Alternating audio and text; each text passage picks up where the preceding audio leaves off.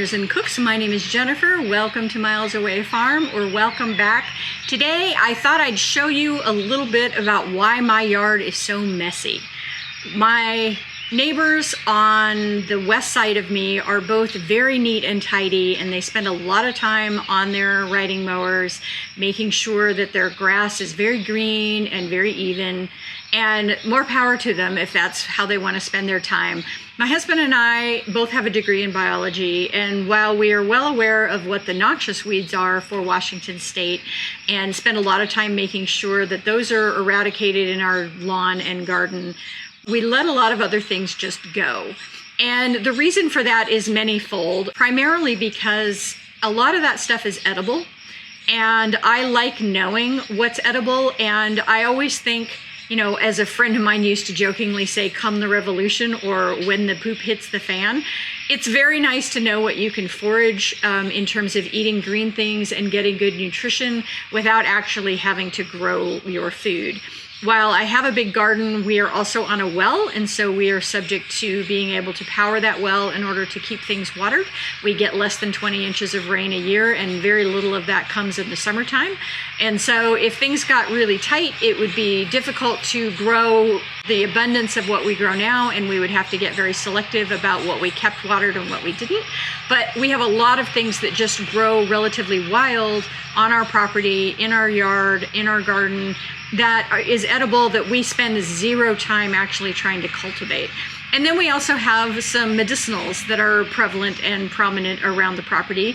And while I don't have a lot of use for them right now, I'm one of these people that takes very few medicinals, whether they're store-bought or herbal. It's nice to know that they're out there, and it's nice to have a general idea of how to use them if it came to that. And so I thought I'd take you on a tour of my yard. This is late May of 2025, and just show you some of the wild things that are growing that I have spent zero time cultivating, other than not actively trying to eradicate them, and their usefulness. At the beginning of each one of these plants, I have a screen that shows you where the plant is from, the botanical name, the common name, and it's important to know the botanical name on things like this and to have a positive identification, because some things there are some lookalikes out there, and some of the lookalikes are not healthy to eat, and sometimes they're downright poisonous. And so you want to make sure that you know what you're doing and that you have a positive identification on things. And so you can stop this video at any time and read through some of that and get an idea of the plant family, the botanical name, and then you can look things up from there. I'll give you some resources at the end of this video in terms of my favorite medicinal books and weed books and websites for doing additional research on this kind of thing. But it's just nice to know that this stuff is out there for my use if I need it. And in the meantime, it's feeding pollinators, it's feeding birds, it's feeding my dachshund who loves to eat dandelion puffs. And it's just bringing a lot of joy and beauty to our lives. So let's tour the garden and the farm and see what's growing right now. Let's get started. So I decided to put the references at the beginning instead of at the end. If you only buy one book, buy something by Rosemary Gladstar. And then here's a couple of other books that I have on my shelf that are great reference sources. And then Weeds of the West is more identifying weeds, but it's great for just the random cross-section of stuff you find in your yard. Plants for a Future is a website for looking things up, and it gives you medicinal and edibility. And Practical Self-Reliance is a favorite blog of mine. And she really does a great deep dive into different botanicals. I'll leave links to all of this below. Let's start with the plant that almost everybody knows is edible, even if they never have tried to eat it, and that is dandelion. We have tons of dandelions in our yard. We don't do anything to control them. My dachshund actually loves to eat them when they're in the seed form, and they're just absolutely gorgeous and great for bees. It's early food for bees, and they have all kinds of medicinal properties. I'm not much of a bitter greens girl, but I love these for the flowers and the different things that you can make with the flowers, and for all the food for the bees for sure.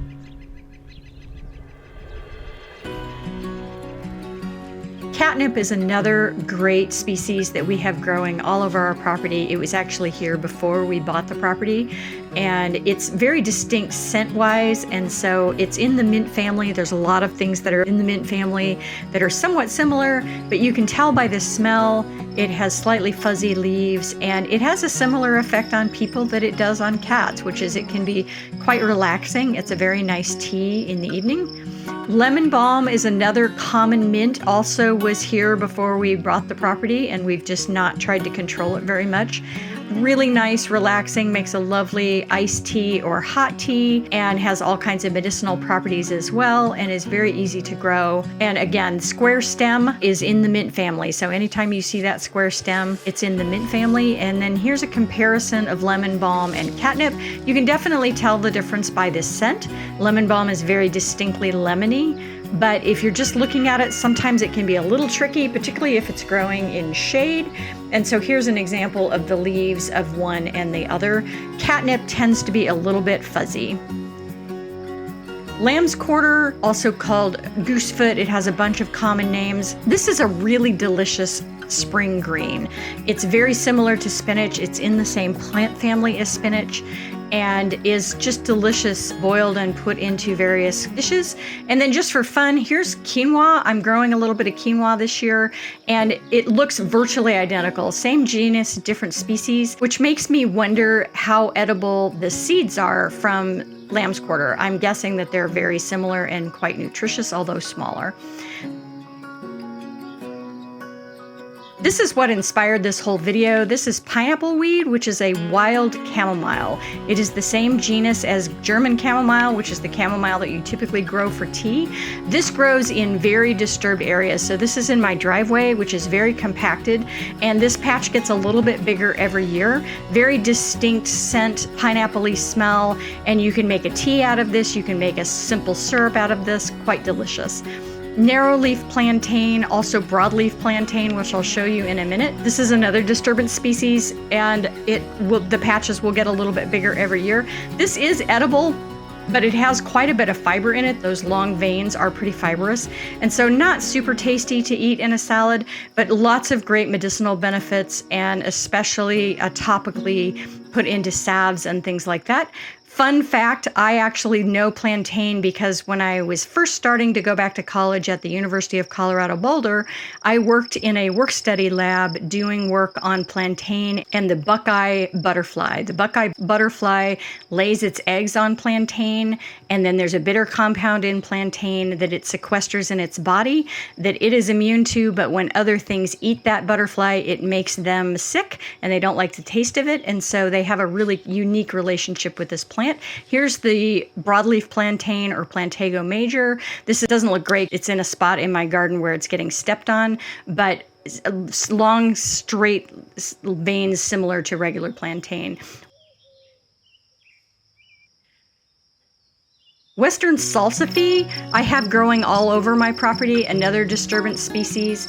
It is kind of tall, skinny, kind of skeleton weed looking-esque, and it has these really pretty little yellow flowers that are kind of reminiscent of a dandelion, but also not really, because you can see the center of these flowers versus a dandelion where it's a puff of yellow and you can't see the middle. The whole plant basically is edible, and it's said to taste like oysters. I've never actually done this, but if you pick the buds before the flower opens and fry them up in a pan, they're supposed to have a great oyster flavor, and that's true of the root and the leaves as well. So Western salsify, fun to have around, also good for pollinators. Valerian, this one I did plant. I planted it once about 14 years ago, and it is called nature's Valium. It's the root that gets used, and so you need to let the plant mature for a year or two before you go and harvest it. But very sedative effect, great for anxiety, great for sleep. It smells kind of like feet. It's not the most lovely smelling plant in the world, but a really great medicinal for sleep issues. And it's in the honeysuckle family. Here's a picture of the flowers a couple of days after I took this video so that you can see what they look like. Creeping wood sorrel, I have this. It probably came in on a nursery pot from a plant that I bought at a nursery. People think this is a clover. It is not. If you look at the flowers, it's very, very different from a clover, but it has that shamrock style of petal. And these are very edible. It has kind of a tangy, lemony flavor, a little bit acidic, lovely in salads, and a really good source of vitamin C. Wormwood, absinthe wormwood. This is a non-native, but it's spread wild around here, and this was just a volunteer that came up in my garden. This is used in absinthe. It's also sometimes used in vermouth. Very distinct fragrance, but it's a very good anti-parasitic, and so we used to feed these to the goats and to the sheep because it's good for parasites. Yarrow, well known as a medicinal for topical applications, supposed to be good for stopping bleeding. It is edible. You can eat the leaves when they're small. I don't typically do that. Again, distinct fragrance to this, but lovely, and we just mow it. It's basically become kind of a low-growing lawn in our yard, and here's what this looks like when it blooms. Just absolutely gorgeous, and again, great for pollinators. Lamb's ear, I planted this once 14 years ago. This is another mint family, so square stem when you roll it in your fingers. Wonderful for pollinators, and evidently really good for wound treatment. Very good antibacterial, and actually has been shown in some clinical studies to help fight staph infections that are resistant to regular antibiotics. So very good topical antibacterial. There's what it looks like when it blooms. Phew, so that's a lot for the end of May. Do you guys have things in your yard or in your neighborhood that are like secrets that you know what it is and know what to do with it and other people don't? It's kind of fun. It's a little bit like being part of a secret club. Thanks for watching, Tribe. If you like this kind of content, give me a thumbs up, subscribe, leave me a comment, and share. I have new content coming out every week.